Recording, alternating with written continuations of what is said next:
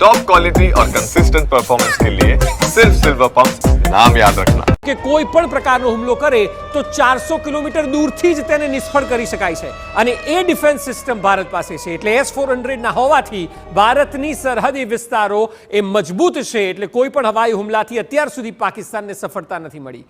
ફરી એકવાર મૌલિક મહેતા અમારા સહયોગી અમારી સાથે જોડાયા છે।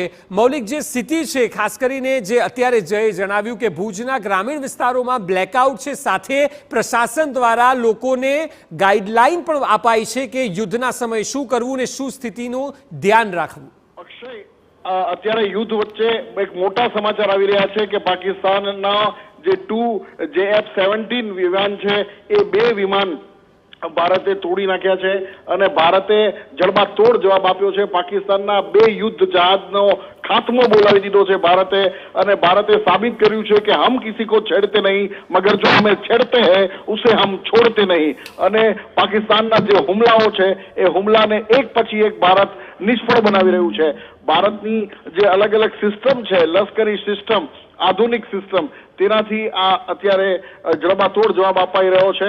અને જો સરહદની વાત કરીએ, ગુજરાતની વાત કરીએ તો આપણો જે કચ્છ સરહદી જિલ્લો છે, એવું કહેવાય કે ભારતનો સૌથી મોટો વિસ્તારનો આ જે જિલ્લો છે।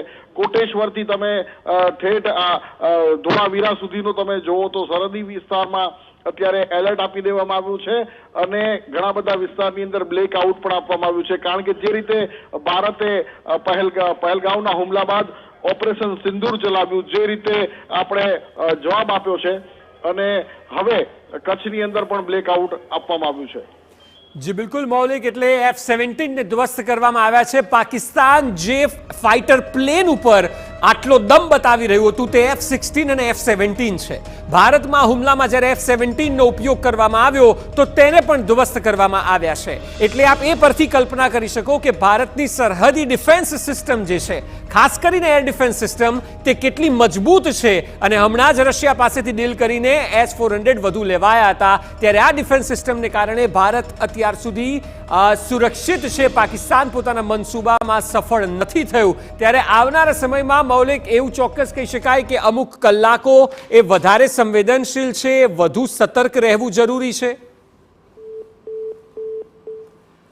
તો મૌલિક સાથે લાઈન કદાચ કટ થઈ ગઈ છે, પરંતુ જે અત્યારની સ્થિતિ છે પાછલા 2 કલાકની, તેમાં પાકિસ્તાને ફરી એકવાર હિંમત કરી કે ભારતને દમ દેખાડી શકાય, પરંતુ F-17 સુધીના વિમાન પણ ભારતની એર ડિફેન્સ સિસ્ટમે ધ્વસ્ત કર્યા છે।